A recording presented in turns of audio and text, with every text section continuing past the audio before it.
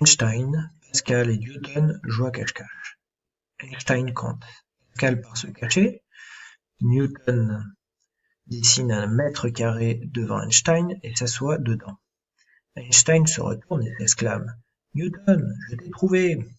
Mais Newton de répondre « Non, tu as trouvé un Newton sur un mètre carré. Tu as trouvé Pascal. » Dans ce second cours sur les asservissements, nous allons voir les systèmes linéaires et systèmes du premier ordre. Ensuite, dans une autre vidéo, nous verrons les systèmes du second ordre. Alors, en détail, les systèmes linéaires, ce sont les systèmes les plus simples. Donc avant d'étudier le premier ordre, je vais vous présenter des systèmes dits linéaires, c'est-à-dire qu'on a une linéarité, une proportionnalité entre entrée et sortie.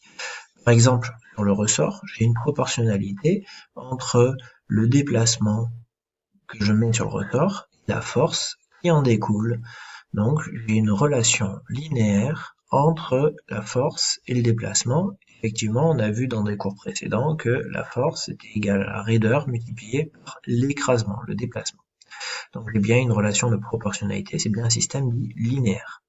Ensuite, dans les engrenages, on trouve aussi des systèmes linéaires, c'est-à-dire que si on fait un tour à la roue d'entrée, on fera un nombre de tours proportionnel au niveau de la roue de sortie, qui dépend directement du nombre de dents. On a vu la relation dans le cours sur les engrenages, donc on a bien ici une proportionnalité, donc un système linéaire entre le nombre de tours en entrée et le nombre de tours en sortie. Ça peut être aussi entre la vitesse d'entrée et la vitesse de sortie.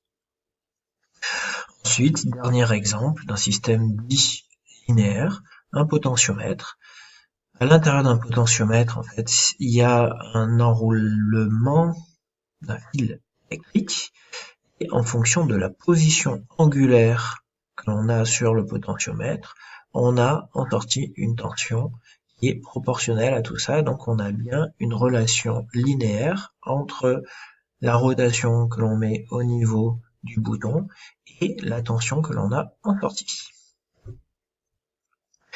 Maintenant, plus compliqué, les systèmes dits du premier ordre. Alors, dans un système du premier ordre, on va retrouver une équation dite différentielle linéaire du premier ordre. Je m'explique. Alors, E, c'est l'entrée, et S, c'est la sortie. Donc ici, je trouve directement la sortie. La sortie peut varier en fonction du temps, c'est pour ça qu'on met entre parenthèses T. De la même manière, l'entrée peut varier en fonction du temps, c'est pour ça qu'on met entre parenthèses T ici aussi. Et ds sur dt, c'est rien d'autre que la dérivée de la sortie.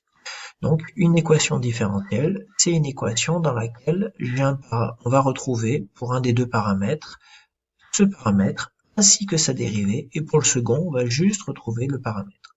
Donc le paramètre ici, dont on n'a pas la dérivée, c'est l'entrée, et le paramètre dont on a la dérivée, c'est la sortie. Donc je mets E de t, je récupère S de t.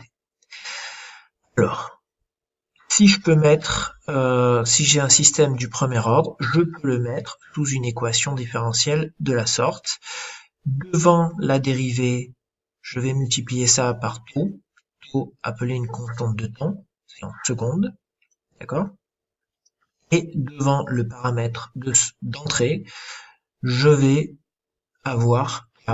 K, c'est ce qu'on appelle le gain statique, d'accord? Son unité dépend directement des unités de E et de S. Et je dois rien mettre comme multiplicateur devant la sortie. Donc ça, c'est ce qu'on va appeler la forme canonique. Bon, le terme forme canonique, on n'a pas besoin de le retenir, mais ce qu'il faut savoir, c'est que il faut être capable de retrouver si on a un système qui est du premier ordre. Pour ça, on peut identifier qu'on a une relation de la sorte. Je prends un exemple. Par exemple, un circuit RC est un système du premier ordre. Alors, E va être ici, c'est la tension entre I et J. S, ma sortie, elle est ici, c'est la tension entre M et N, d'accord?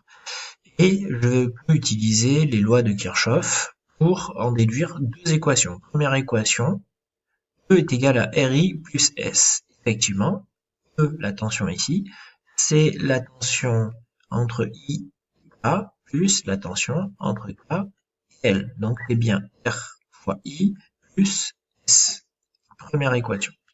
Ensuite, pour la maille KLMN, donc KLMN, j'aurai I est égal C, d'accord, multiplié par ds sur dt, parce que ici, je vais retrouver un condensateur. Donc là, c'est de l'élec. Si vous voyez pas de quoi je parle, il faut l'admettre, mais on a bien une relation comme ça.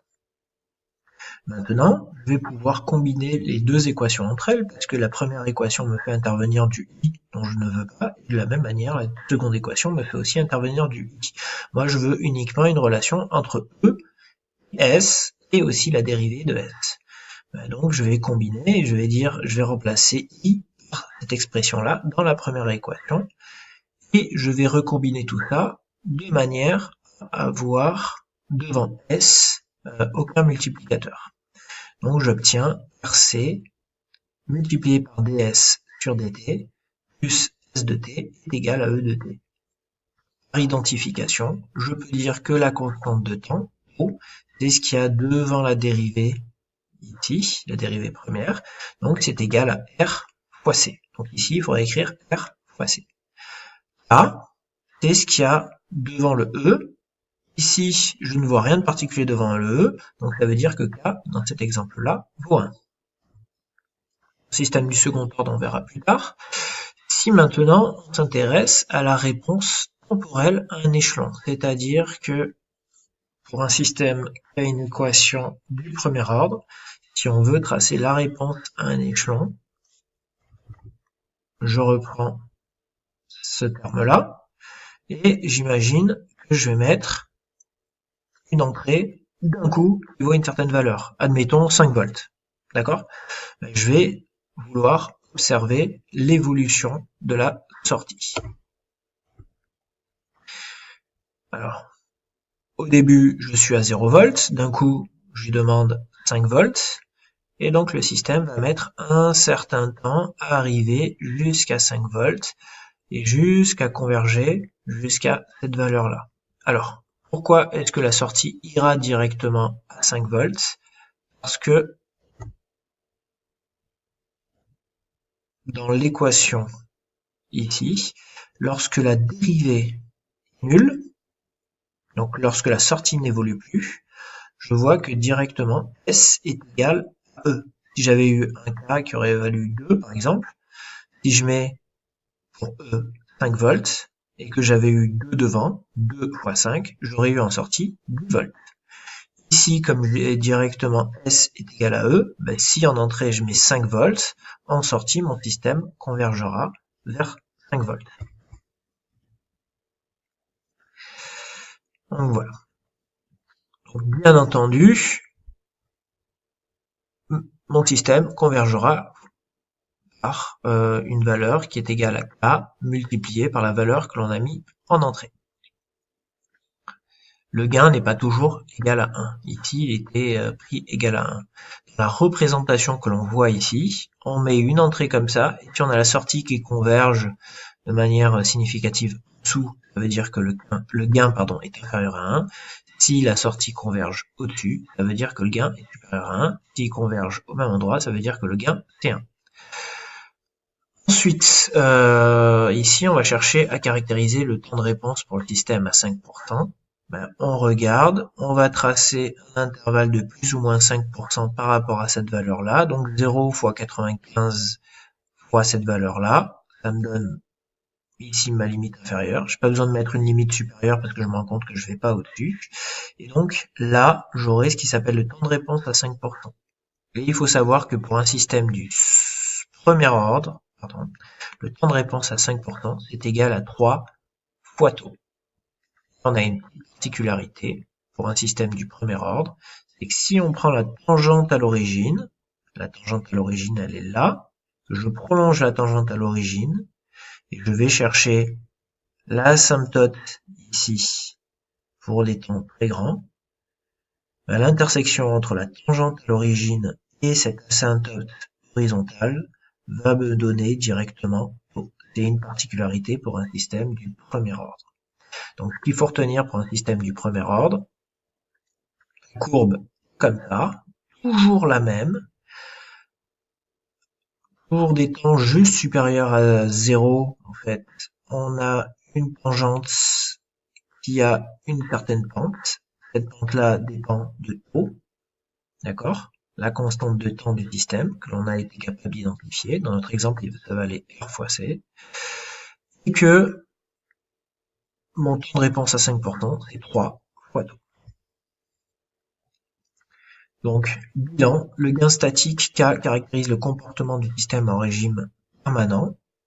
Donc, en sortie, j'obtiens K fois ce que j'ai mis en entrée. Dans mon exemple de tout à l'heure, dans mon circuit RC, je mettais 5 volts en entrée, comme j'avais un K qui valait 1, en sortie j'obtenais 5 volts.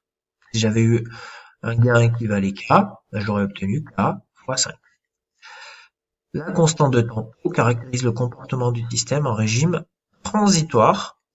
Au bout d'une fois la constante de temps, le système arrive à 63% de sa valeur finale. Bon, ça, on s'en fiche, c'est pas la peine de le retenir. Par contre, ce qu'il faut retenir, c'est que le temps de réponse à 5% caractérise la fin du régime transitoire, et c'est 3 fois taux dans le cas d'un système du premier ordre. Par exemple ici, on prend un système du premier ordre, et on va faire varier quoi? On prend toujours le même gain, on prend un gain de 2, d'accord? Et on va faire varier taux. Pour taux égale 1, 2 et 4 secondes. Ben, ce qu'on observe, c'est que plus taux est faible, plus la constante, la tangente à l'origine va couper l'asymptote horizontale taux, donc plus le système sera rapide. Donc pour avoir un système qui est rapide, il faut avoir une constante de temps très faible. D'accord? Ainsi s'achève la vidéo sur le système linéaire et les systèmes du premier ordre.